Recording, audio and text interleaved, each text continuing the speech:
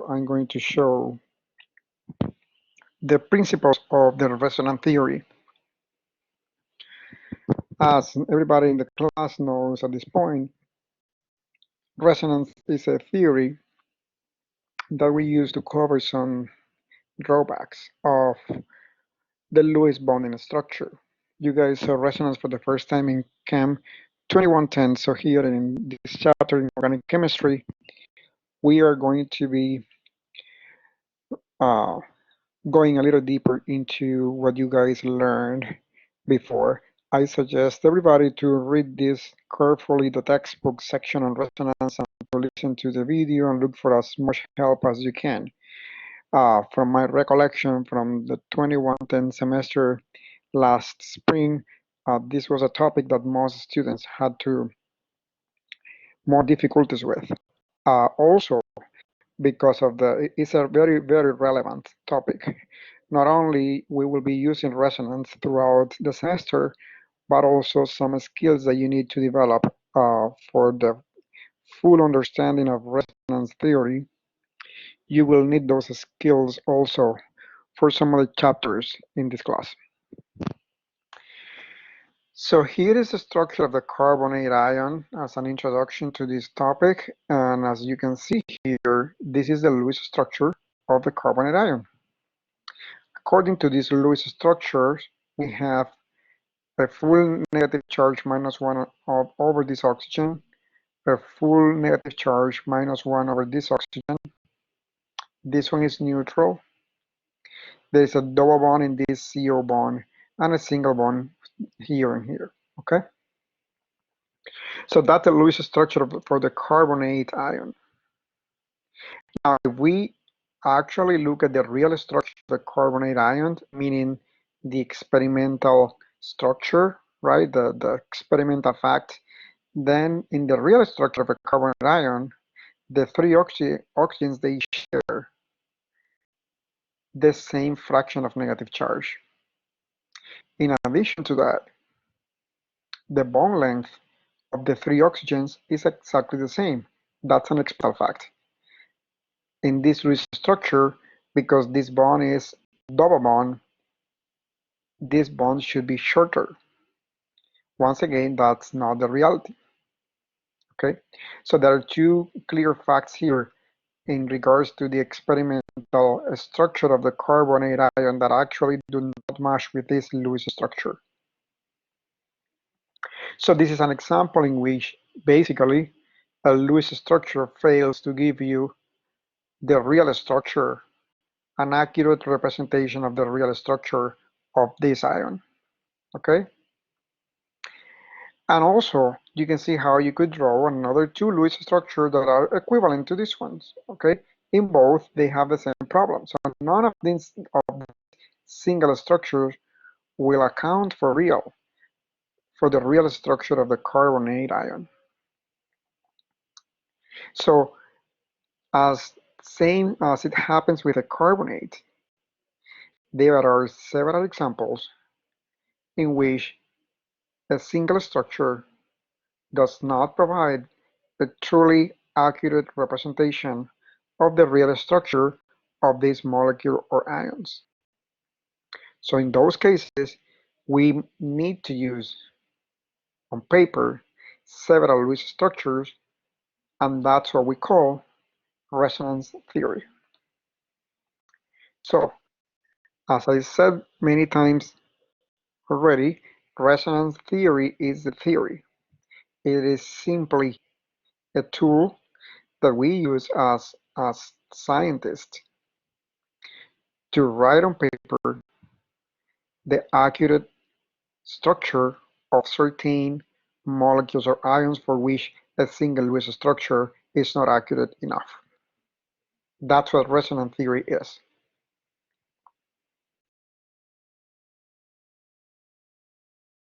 Theory states that whenever a molecule or ion needs to be represented by two or more Lewis structures, this structure will differ only in the position of the electrons. Okay? That's a very important thing. So they differ, and I'm going to go back here to the carbonate ion. Look at the three structures of the carbonate ion. Three different Lewis structures, okay? If you look at the three structures, the position of the atoms in the three structures is exactly the same. The position of the sigma bonds is exactly the same. They differ only in what? The position of the double bond and the lone pair. So basically, the position of the pi electrons. Okay? And the second thing that I want to add about this is that, as I said before, if you think about the charge being the same, the three oxygens, the bond length being the same, the three CO bonds, if you look at this three structure, the real structure of this should be a combination of these three, a hybrid of these three structures. So that would be the real structure of a carbonate ion. So, and that is how we use resonance theory to show on paper the real structures of delocalized systems. So when we use resonance theory, the number one thing that is very important is to understand that the Lewis structures that we are drawing on paper, they don't exist. These structures we call resonance structures, but they don't exist. The only real structure is one, is a hybrid of all the resonance structures.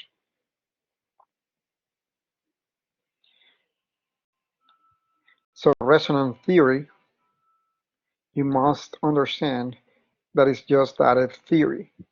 It's a tool that we need as humans to be able to show on a paper the real structures of the localized systems. This is so important to really understand the phenomenon.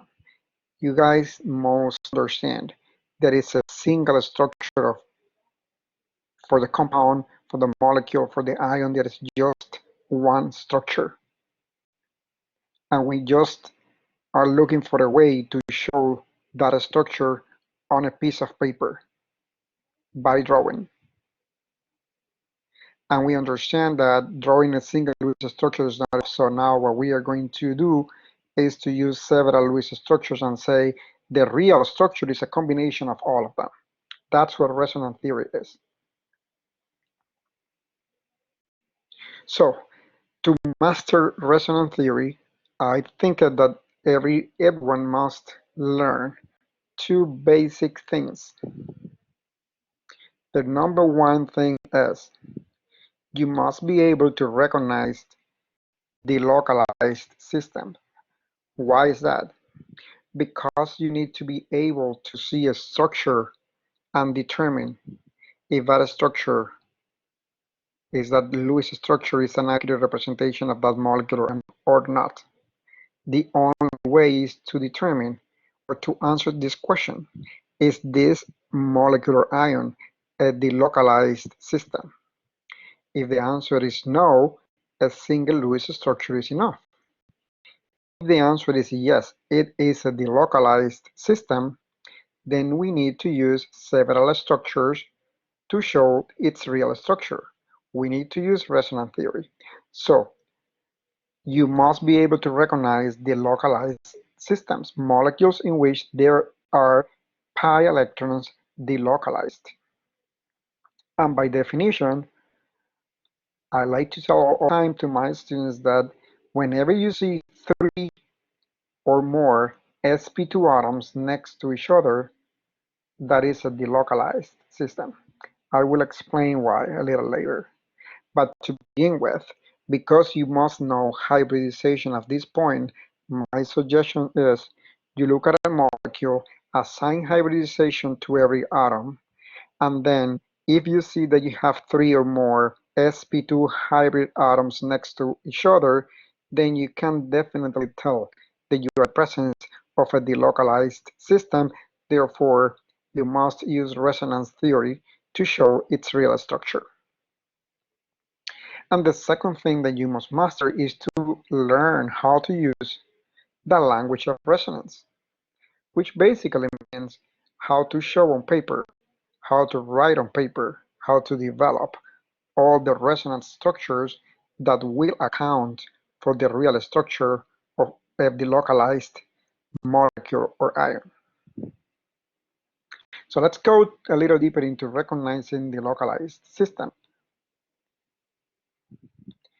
As I said before, a delocalized system is a molecule or ion in which you can find 3 or more sp2 atoms next to each other.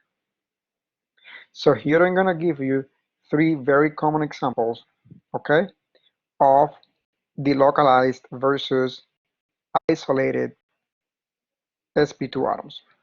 So let's look at this molecule over here. So everybody knows from Chem 2110 there are 5 carbons here, 1, 2, 3, 4, 5. So the first step would be assigning hybridization. This carbon over here is sp3 hybridized. It's bonded to 3 hydrogens and 1 carbon, therefore 4 bonds here, all single bonds, sp3 hybridization, tetrahedral structure.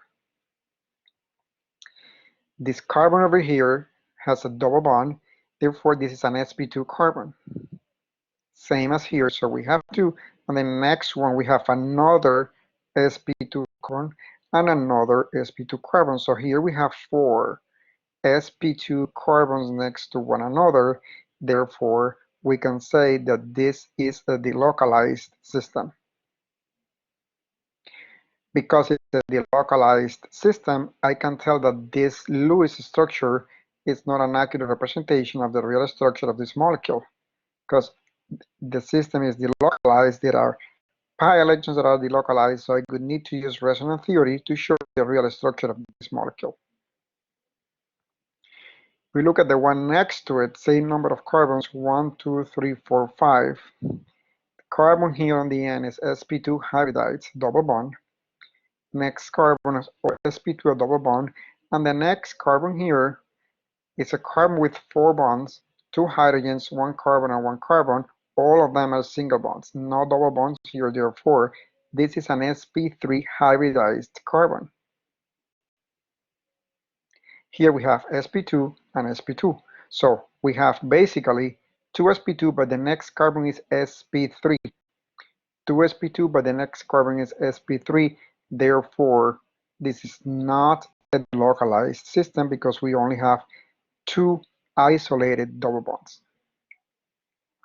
Because it's not a delocalized system, a single Lewis structure will be enough to show the real structure of this molecule. Okay, so this is an example where you have to assign hybridization based on the number of double bonds or single bonds in each carbon atom. Here is another example. So here we have carbon that is sp3 hybridized. Once again, 3 bonds to hydrogens and 1 to carbon. This is all single bonds here, sp3 hybridization. This carbon is obviously sp2, it has a double bond to oxygen, which makes this oxygen also to be sp2 hybridized. Now the next oxygen here, as you can see, it seems to have only 2 single bonds. However, as I said before, any atoms with lone pair next to a double bond will be sp2 hybridized. So that's a second feature that you must know to recognize delocalized systems. Atoms with lone pairs next to double bonds will always be sp2 hybridized, which basically means that because it's sp2 hybridized, it's trigonal planar. So one lone pair will be an sp2 hybrid orbital. There is another sigma bond with an sp2 hybrid orbital, another sigma with an sp2 hybrid orbital, and the second lone pair will be in a pure p orbital, which is perpendicular to the plane of the molecule and parallel to these 2 p orbitals over here. So because we have 3 sp2 atoms next to one another, then we can tell that we are in the presence of a delocalized system. So a single Lewis structure will now be enough to show the real structure of this molecular ion. We will need to use resonance structures to give an accurate representation of the molecule. Now on the right side here, remember this carbon is all single bonds sp3, sp3, so there is no delocalization toward this side. So the molecule, the pi electrons delocalization will always be in this area over here. Let's look to a molecule to the right. So once again, sp3 carbon, 4 single bonds, sp2 carbon, double bond to an oxygen, sp2 oxygen, and the carbon next to it now has only single bonds, so that would be no lone pairs on a carbon, so this would be an sp3 hybridized carbon, and the same happens to the oxygen. Now, because the oxygen is not next to a double bond, this oxygen can be considered as sp3 hybridization. Notice the difference between the hybridization of this oxygen and this one over here. This one is next to a double bond, that's what it makes it sp2. This one is just next to an sp3 carbon and an sp3 carbon, therefore this is an sp3 oxygen as well. Because you only have 2 consecutive sp2 hybrid orbitals, you can say that this is not a delocalized system. In the next example, I'm showing you here another molecule in which once again the carbon on this end here is an sp3 hybridized carbon, 4 single bonds. This carbon over here is positively charged. It's a carbocation. Okay, if you remember from the previous video, any carbon positively charged, every carbocation is sp2 hybridized. 3 sp2 hybrid orbitals and an empty p orbital perpendicular to the plane of the molecule. Because this carbon is sp2 hybridized, the oxygen next to it will also be sp2 hybridized. So this is the third rule that you need to know. Atoms with lone pairs next to a charge will also be sp2 hybridized. So in summary, which is a common thing for this example and for this one, any atom with lone pairs next to an sp2 hybridized carbon will be sp2 hybridized as well. So we have an sp2 oxygen, an sp2 carbon, and then we have an sp2 carbon, which is the double bond, and another sp2 carbon here. So we have 1, 2, 3, 4 consecutive sp2 atoms. So this is definitely a delocalized system. So we would need to use resonance theory to show the real structure of this molecular ion. In the example next to it, showing the same molecule. Now in this case, the carbon here next to the oxygen is a neutral carbon. So this is an sp3 hybridized carbon. Because now it's an sp3 hybridized carbon, the oxygen next to it, even though it has no pair, will also be sp3. Therefore, we only have 2 sp2 hybridized carbon next to one another. This is not a delocalized system. This is just an isolated double bond. So in summary, these are the examples that you will look for to classify molecules into delocalized or not. So you will look for 3 or more sp2 atoms next to one another, either by finding atoms with double bonds or atoms with lone pairs next to a double bond, or atoms with lone pairs next to a charge.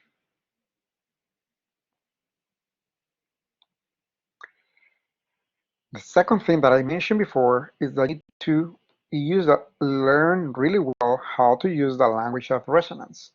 So what I mean by that is, once you understand that you are in the presence of a delocalized system, you need to know how to use the language of resonance theory to generate the resonance structures and to write on paper the structures that will be contributing to the hybrid of that molecule of ion. So the first thing that we use in resonance theory that everybody must understand, you use a double-headed arrow to connect resonance structures, and you use brackets. So when you write on paper, that's how people communicate. That's why I call this a language. So when organic chemists write on paper, Lewis structure within brackets connected by a double-headed arrow. Everybody knows that we are talking about resonance structures, and therefore none of them really exist. The real structure will be a hybrid, in this case, of A and B. So the moment I see once again double-headed arrow and brackets, I understand that A does not exist, B does not exist, they are resonance structures, and the real structure is a hybrid of both of them. Notice the big difference in between this and this symbol over here. So here we have A, molecule B, and we have two arrows indicating in two different directions. We know from general chemistry this is an equilibrium. And when we have two arrows in opposite directions, it's an equilibrium in which both A and B do exist, and they are in equilibrium. So that's the main difference in between resonance and a chemical equilibrium. So you always will use now brackets and double-headed arrow to connect resonance structures. The second big feature about resonance theory that you must know to generate resonance structures is how to use the curved arrow symbolism. Also, or as many organic chemists say, the electron pushing skills. This is probably one of the major skills that you need to develop in this class. Later on, for every single reaction mechanism, we will be using electron pushing to show the flow of electrons in reactions from reactant to products, and you will apply the same principles that we apply here in resonance theory. So when we are using electron pushing to show the flow of electrons, remember, in res structures, okay, in every single resonance structure, the position of the atoms is the same. The position of the sigma bonds are the same. Only thing that is changing is the position of the pi electrons. Therefore, the arrows will always be departing from electron sources. Electron sources meaning pi electron sources, double and triple bonds, and lone pairs. You will never depart an arrow from a positive charge. You will never depart an arrow in resonance structures in resonance theory from a sigma bond. Only from double and triple bonds and lone pairs. And these arrows will be in either an atom that can accept a bond, a new pi bond. Sometimes you might have to break another one because of the octet rule, or an atom that can accept a lone pair. So these are the basic rules for the language of resonance theory. I'm going to show you here now an example of how to generate structures for the carbonate ion and why it is a delocalized system. So I'm going to change the application very quickly. So we said that in one Lewis structures, okay, so this is, let's give you this structure of the carbonate ion, the double bond there. And we have now 3 lone pairs in this oxygen, 3 lone pairs in this oxygen. They will be both negatively charged.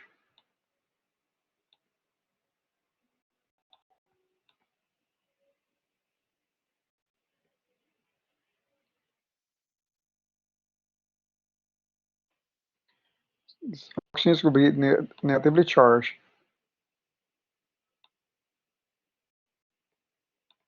Okay, so let's say you're given this Lewis structure, and then you're asked if this is a real representation of this carbonate ion. I'm going to show here also another drawing that I think it could be quite useful. We're going to show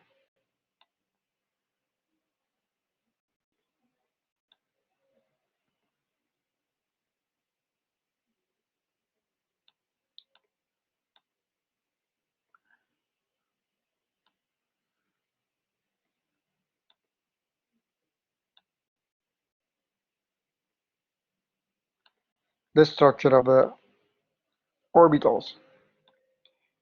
Okay. So as I said before, the first thing we're going to do is assign hybridization states. Okay. So let's look at the carbonate ion. So the carbon here is sp2 hybridized because it has a double bond with an oxygen. If it is sp2 hybridized, then we know that it has 2 on the one on the back, sp2 hybrid orbitals, and perpendicular to that plane of the molecule, a p orbital. This oxygen over here is also sp2 hybridized. We can see the double bond. So if it's sp2 hybridized, it does have, once again, 3 sp2 hybrid orbitals. In 2 of them, we will have the lone pair. The third one, sigma bond, and perpendicular to the plane of the molecule, there will be a p orbital with one electron, in this case, to form the pi bond with the carbon. Okay, so this side-by-side interaction of parallel p orbitals accounts for the double bond shown in the picture. Now the oxygen next to the carbon, which is this one, okay, we said that any atom next to a double bond with lone pairs will be sp2 hybridized. That's the case of this oxygen. So in that case, because it's sp2 hybridized, it will have a p orbital perpendicular to the 3 sp2 hybrid orbitals. 2 of the sp2 hybrid orbitals will be full with lone pairs. The third one will be used for the sigma bond. And the p orbital will have the 2 electrons, the third lone pair. The same thing happens to the oxygen on the back. It will have a p orbital and 3 sp2 hybrid orbitals. So this, remember, I'm not showing this well, but this is parallel to the rest of the system. So here we have a system with 4 p orbitals that are next to each other and perfectly aligned. That's the second big requirement for delocalization. Okay, 3 or more p orbitals and properly aligned. I have to add that in the lecture, in the PowerPoint. I'll do it now. So the idea behind delocalization, and I'm drawing this picture so you can tell what delocalization means. It means that if there is a pi bond over here, and we assert a pi bond is basically side-by-side overlapping of pure p orbitals that are parallel to one another. If next to this p orbital there is another one, so if you assume that there is a pi bond character in between these two p orbitals, so why there couldn't be the same thing over here? Here you also have a p orbital parallel to the carbon p orbital, properly aligned and with electrons. So the same interaction that we assume that is happening here on the double bond must be also happening on this side over here. And the same applies to the back. 2 p orbitals next to one another and properly aligned. So basically, that's what we call delocalization. It's an extension of the conjugation.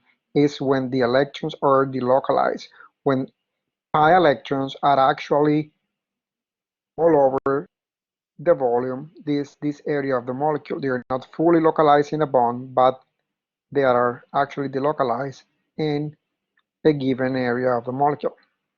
Okay? So to show this, we need to use resonance theory. The moment I understand that I have 1, 2, 3, and 4 sp2 atoms, I understand that this Lewis structure will not give me an accurate representation of the real structure of the carbonate ion. So I need to use resonance theory to come up with a much better representation of that. If I'm going to use resonance theory, I'm going to use quickly a double-headed arrow to connect the resonance structures. And the second thing that I need to use, as I said, is the brackets. So I'm going to add the brackets over here. Okay. And now to build the resonance structures, I'm going to use the electron pushing skills. So once again, as I said, from resonance theory to resonance theory, you only move pi electrons. The sigma bonds and the position of the atoms remains exactly the same. So I'm gonna basically draw for the 3 sigma bonds, the carbon, the 3 oxygens. And now I'm gonna look at how can I show using curved arrows the delocalization of the electrons. So so I know I have a double bond now over here in that structure. So that's what this interaction is showing. So clearly, if I see the localization from the carbon to the back and from the carbon to the right, then I will need to show that there is double bond character here and there is double bond character over here.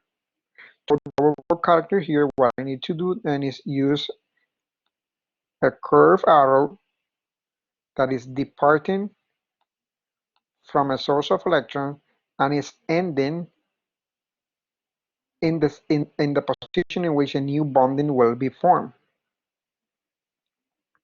In this case, it's ending to form a new carbon-oxygen bond. So if that happens, and I have a double bond, there will be 2 lone pairs left in this oxygen. The former charge now will be 0. But then also, if I put a double bond here, this carbon, if I don't do anything else, will have 5 bonds, and I know that it's not possible. So because of that, I need to also break this pi bond and bring these electrons to the oxygen atom. So that will basically keep the octet rule for the carbon. Then I will have 3 lone pairs on this oxygen. Because of the 3 lone pairs, the oxygen will be negatively charged. And the third oxygen here remains untouched because I didn't flow any electrons toward that side. So this could be basically the second resonance structure. So this resonance structure shows that there is a double bond character between the carbon and the oxygen on the back. So I have now 2 structures, one showing this double bond, one showing the double bond on the back, and I'm missing now one showing the double bond to the oxygen on the right. So I'm gonna add a third resonance structure with the arrow, and once again, same thing. In any new structure, the position of the atoms and the sigma bonds remains exactly the same. The only thing that changes is the position of the pi electrons, because I'm going to show now the double bond on this side over here. So I need to use an arrow to show that the electrons are going from here to this carbon-oxygen bond. And if those electrons from the p orbital are going to form a double bond here, carbon needs to still meet the octet rule, so I need to break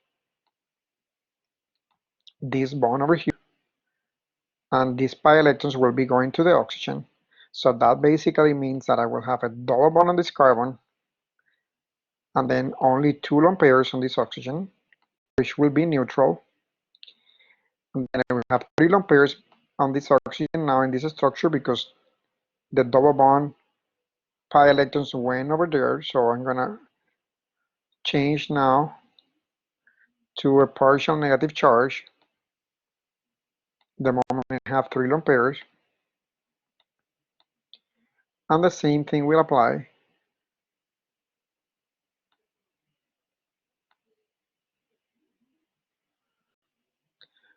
to the remaining oxygen.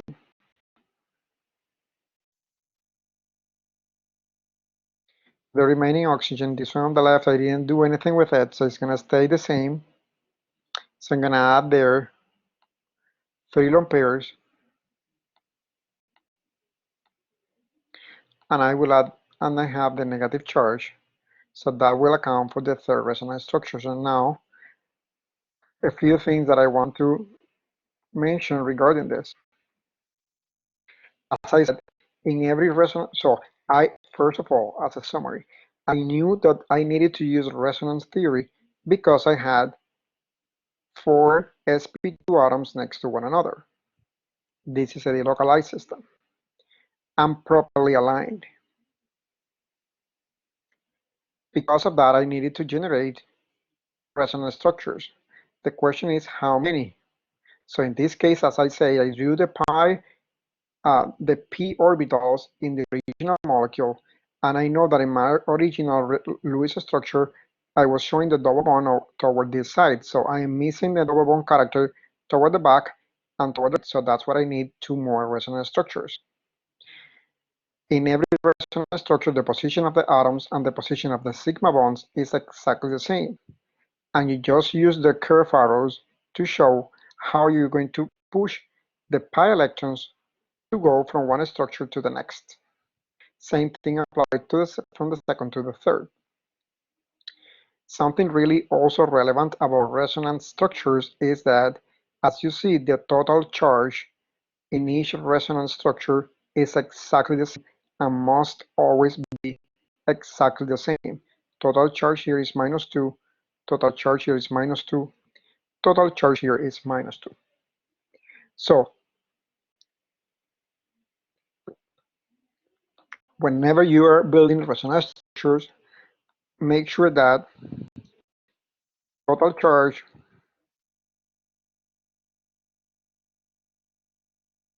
in every resonance structure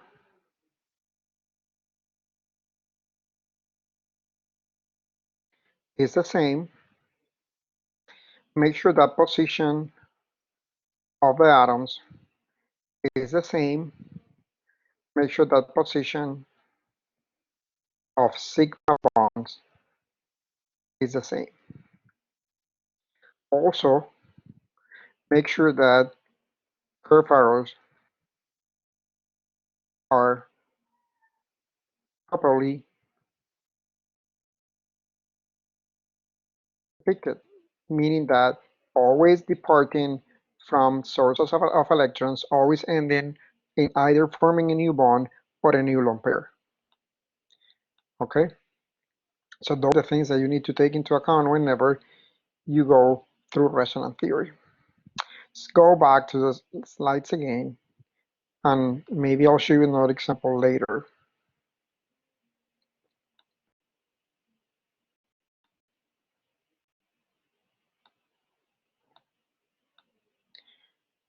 So I forgot to say here, I'm gonna add it because it's important. Okay, 3 or more sp2 atoms next to one another, and I'm gonna add properly aligned. Okay, I'm gonna add that too because that's important. And properly aligned, meaning parallel to one another. It's a pretty important thing to keep in mind too. Okay. So now that I show you a basic example of how to build and use the language of resonance to show resonance structures, I want to once again remind you that resonance structures exist only on paper. They don't exist. The real structure is basically a hybrid of every single resonant contributor. So we call these Lewis structures in bracket resonance structures of resonance contributors. As you know, now we write 2 or more Lewis structures, we call them resonance structures, and we connect this structure through a double-headed arrow. The real molecule is a hybrid of all the resonance structures. And something that is very relevant, delocalization brings stability to molecules or ions. This you will use it later on in the semester. So keep in mind the energy of a resonant hybrid is always lower than the energy of any contributing structure. So delocalization, and I'm going to change this resonance because resonance does not exist. Delocalization stabilizes a molecular ion. And this is particularly true when resonance structures are equivalent. So what do I mean by that? So you can see here for the carbonate ion that the three structures, the three Lewis structures, the three resonance structures are pretty much equal in terms of charge, number of covalent bonds, so forth. So we say in a case like this that the three resonance structures contribute equally to the hybrid, equal contributors. But there are cases in which a resonance structure might contribute more to the hybrid. In that case, the hybrid resembles more that particular structure. I will talk about that in a minute. So you also know now basic rules for writing contributing structures. Once again, all of them must have the same number of valence electrons, obviously. So you basically, as I said, you push electrons, pi electrons from one structure to another one. But the position of the atoms, the position of the sigma bonds, and the number of valence electrons must be the same. Second thing that is important, every resonance structure must obey the rule of covalent bonding, meaning that you will never have no more than 2 electrons in the valence shell of hydrogen and no more than 8 electrons in the valence shell of any atom of the second period. Most commonly you will be looking at carbon, oxygen, and nitrogen. As I said, position of atoms and sigma bonds is the same, so resonance structure will only differ in the distribution of valence electrons or pi electrons. And all will have, of course, the same number of paired and unpaired electrons. So those are the basic rules that you must know in order to write properly resonance structures. Here is another 2 examples of equally contributing structures. So we have here the nitrate ion. Once again, okay, we have a nitrogen with a double bond, sp2 hybridized, oxygen with a double bond, sp2 hybridized, and an oxygen, an atom with lone pairs next to a double bond. It would also be sp2. So we have 3 sp2 atoms next to one another. We have 3 p orbitals then next to each other, properly aligned, delocalized system. Now when I look at this delocalized system, I know already I see a double bond over here. There is also delocalization on this side, so I need to show one structure to account for that. Using the curved arrows, I can show the electron pushing from the lone pairs. So these 2 electrons, remember, is the lone pair on the pure p orbital, showing a double bond being formed with a nitrogen. Because nitrogen must keep the octet rule, no 5 bonds, then we move now this electron to break a bond and we get this second resonance structure. So the nitrate ion is a hybrid of these 2 resonance structures, and because they look the same, both structures are equal contributors to this hybrid, meaning that the hybrid is 50% of each. The same applies to acetate ion. This carbon here is sp3, all single bonds. This carbon is sp2, double bond to an oxygen that is also sp2, and here we have an oxygen with lone pairs next to a double bond, sp2 oxygen as well. 3 sp2 atoms next to one another. The localized system we need is resonance, because in this structure there is already a double bond on this side over here. I need to add another structure to show the double bond character on the other side of the delocalization. We use the curved arrows. Obviously, if we move a lone pair of a p orbital to form a double bond over here, we need to break a bond to keep the carbon with 4 bonds, as it must be. So in the new structure, obviously the moment we bring these 2 electrons, we push these 2 pi electrons to the oxygen, we are changing the formal charge. Total charge of this acetate is -1, this one 2, same position of the atoms, same position of sigma bonds. So the real structure is a hybrid of these 2 structures.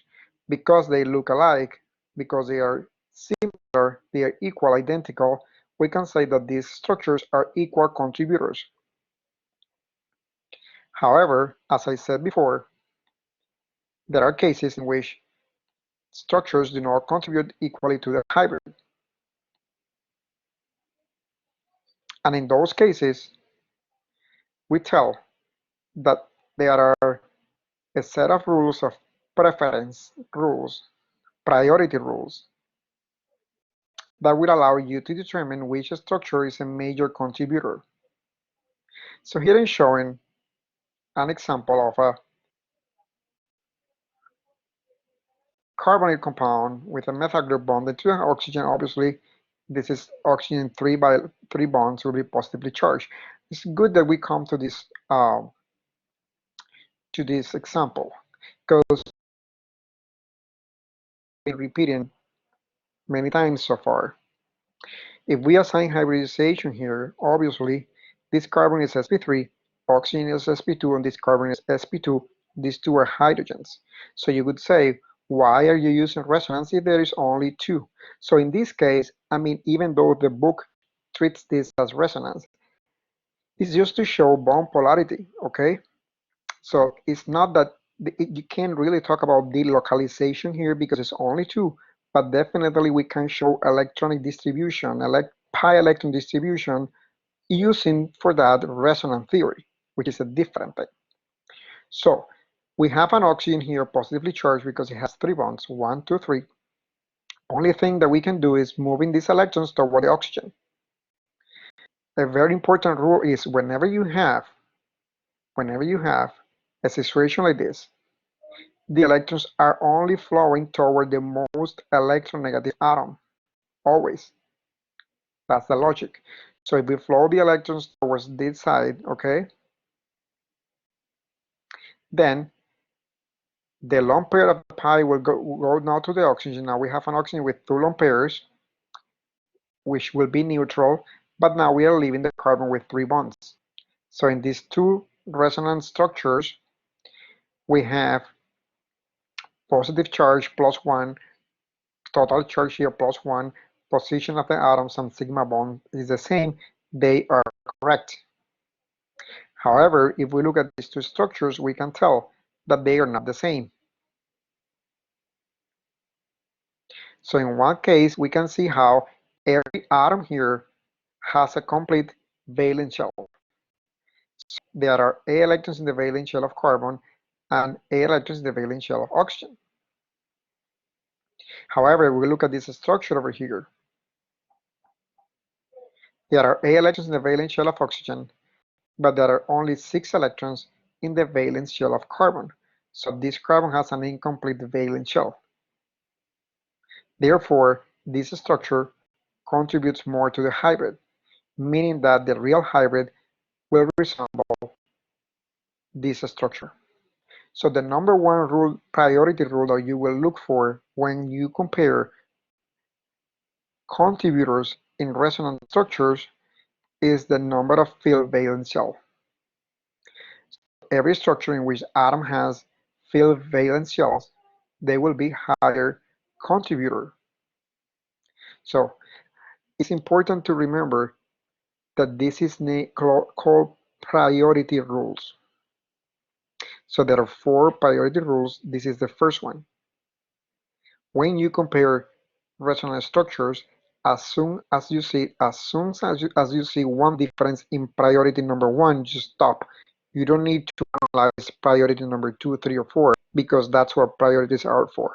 So you see a difference in priority 1, you stop because that would be the factor making a structure a better contributor.